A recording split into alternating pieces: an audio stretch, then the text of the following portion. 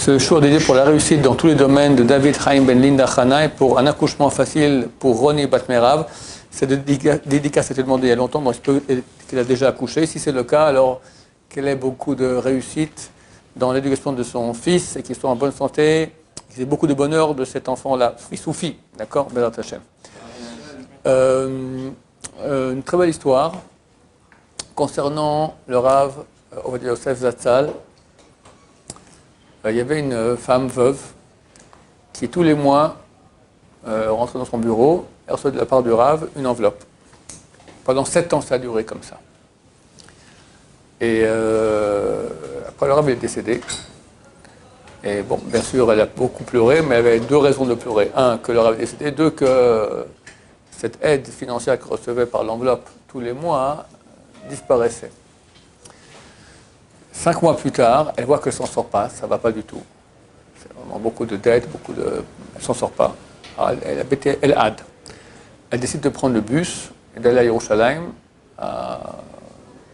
au cimetière de Sanhedria. Là-bas est enterré le Rav Yosef. Elle va sur sa tombe, elle éclate en sanglots, elle lit tous les télim, ça prend environ 3 heures, avec beaucoup d'intention, en pleurs. Elle l'implore, elle lui dit « Tu m'as aidé quand tu étais vivant, c'est marqué que les tzadikim, ils sont plus grands dans leur mort que dans leur vie. Aide-moi. » Alors par la maison, elle arrive complètement ratatinée, fatiguée, etc. Elle s'assied sur son canapé, elle boit un verre d'eau et elle s'endort. Et dans son sommeil, elle voit la Rav Yosef qui vient. Elle lui dit « Ma fille, pourquoi tu pleures?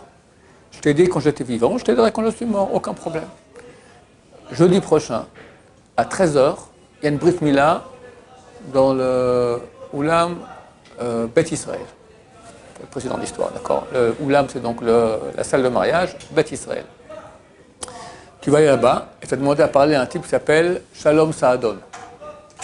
Et il t'aidera. Elle se réveille. Elle se dit, c'est quoi cette histoire-là?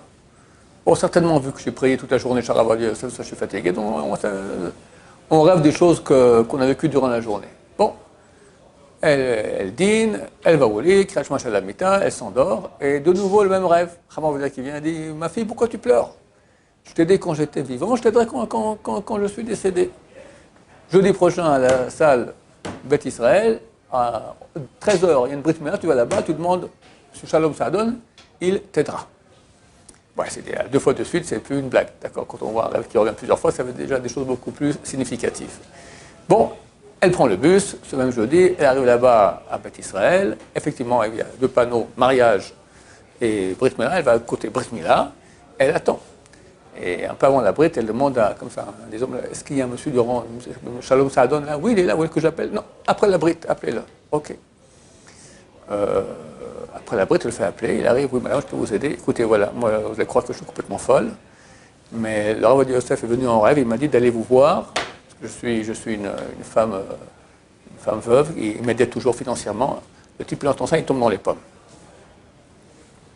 Grande, qu'est-ce qui se passe? Le Moël, c'était le Rav Reuven Elbaz, qui était très proche du Rav Ovadia Yosef aussi. Et il demande qu'est-ce qui s'est passé, etc. Alors la femme lui raconte l'histoire. Shalom Saadon se réveille et il dit au Rav Elbaz, t'as entendu le début de l'histoire, maintenant tu écoutes la fin de l'histoire. Moi, je n'ai rien à faire avec cette brique-là, je ne connais personne.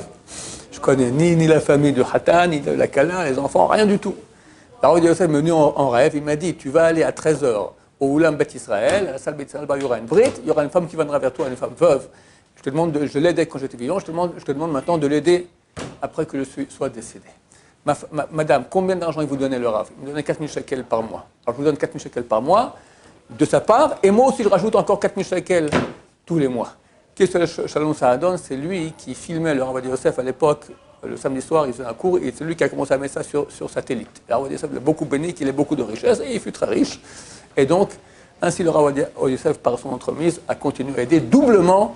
C'est marqué que, comme je dis, les tzadikim dans leur mort sont plus forts que quand ils sont vivants. Voilà. Baruch Adonai, Olam, Amen, Amen.